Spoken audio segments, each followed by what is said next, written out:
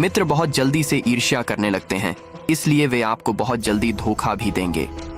मित्र भविष्य में कष्ट का कारण बन सकते हैं।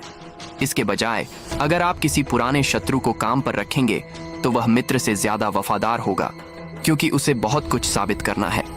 दरअसल आपको शत्रुओं से नहीं बल्कि मित्रों से डरना चाहिए। अगर आपका कोई शत्रु नहीं है तो शत्रु बनाने के तरीके खोजें। यह स्वाभाविक है कि जरूरत पड़ने पर हम अपने मित्रों को काम पर रखना चाहते हैं। यह दुनिया निर्मम है और आपके मित्र उसकी निर्ममता को कम करते हैं। इसके अलावा आप उन्हें अच्छी तरह जानते भी हैं। मित्रों के होते हुए किसी अजनबी पर निर्भर क्यों रहे? दिक्कत यह है कि अक्सर आप अपने मित्रों को उतनी अच्छी तरह से नहीं जानते हैं जितना आपको लगता है।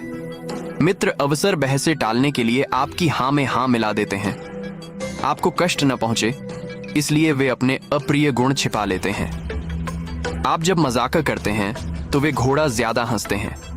क्योंकि ईमानदारी और सच्चाई से मित्रता की नींव मजबूत नहीं होती है, इसलिए वास्तव में आपको यह पता ही नहीं होता कि आपके बारे में आपके मित्रों की असली भावनाएं क्या हैं। मित्र आपके मुंह पर तो यही कहेंगे कि उन्हें आपकी कविता बहुत अच्छी लगती है, आपका गाना बजाना बेहद पसंद है, आपके कपड़ों का चयन बेहद सुंदर लगता है।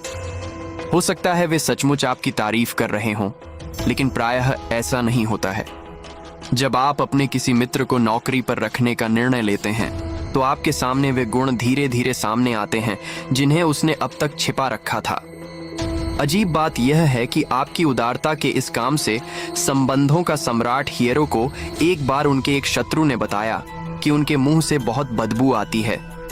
सम्राट को यह बात बहुत बुरी लगी और महल में पहुंचते ही उन्होंने रानी को फटकारा, तुमने मुझे कभी इसके बारे में क्यों नहीं बताया?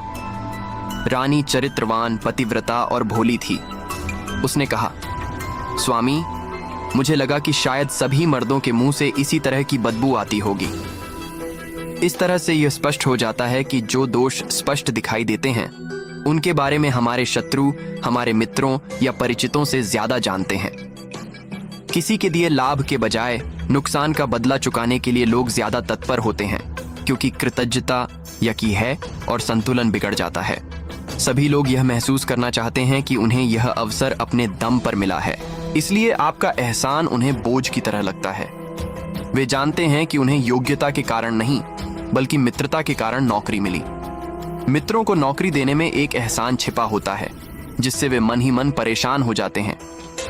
मित्रों का प्रयोग करने या उन्हें नौकरी पर रखने में समस्या यह है कि इससे आपकी शक्ति निश्चित रूप से सीमित हो जाएगी। बहुत कम मामलों में ही ऐसा होता है कि मित्र किसी काम के लिए सबसे योग्य व्यक्ति हो और आपकी मदद करने में सबसे ज्यादा सक्षम हो।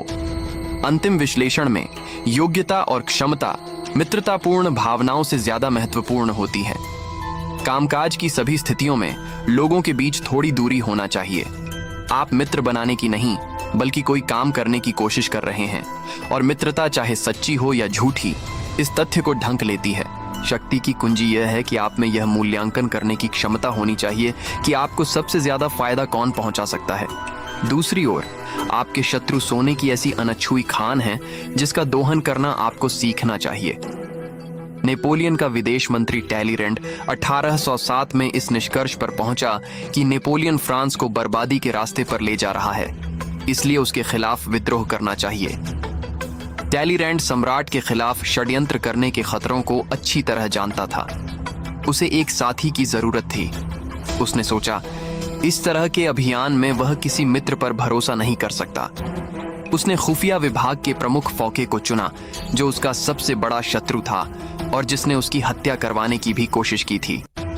वह जानता था कि उन दोनों की पुरानी नफरत के कारण भावनात्मक समझौते का अवसर मिलेगा। वह जानता था कि फोके उससे कोई आशा नहीं रखेगा और यह साबित करने के लिए जी तोड़ मेहनत करेगा कि टैलीरेंड ने उसे चुनकर कोई गलती नहीं की है। जो व्यक्ति कुछ साबित करना चाहता है वह आपके लिए जमीन आसमान एक कर देगा। अंत में टैलीरेंड यह जानता था कि फोके के साथ उसका संबंध आपसी स्वार्थ पर आधारित होगा और मित्रता की व्यक्तिगत भावनाओं द्वारा दूषित नहीं होगा।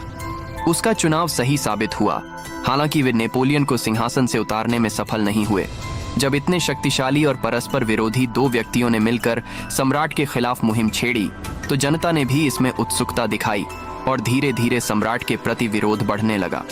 टैलीरैंड और फोके के बीच सुखद कार्यकारी संबंध बने रहे, इसलिए जब भी मौका मिले अपने दुश्मन के प्रति दुश्मनी को दफन कर दें और उसे अपनी सेवा में रखने की कोशिश करें। शत्रुओं की मौजूदगी से विचलित या दुखी न हो। आप मित्र के बजाय शत्रु के साथ बेहतर स्थिति में होते हैं, क्योंकि मित्रों के मामले में आपको यह मालूम ही नहीं होता है कि आपके छिपे हुए कौन से मित्र दरअसल आपके शत्रु हैं। शक्तिशाली व्यक्ति संघर्ष से लाभ उठाता है और अपने शत्रुओं का इस्तेमाल करता है।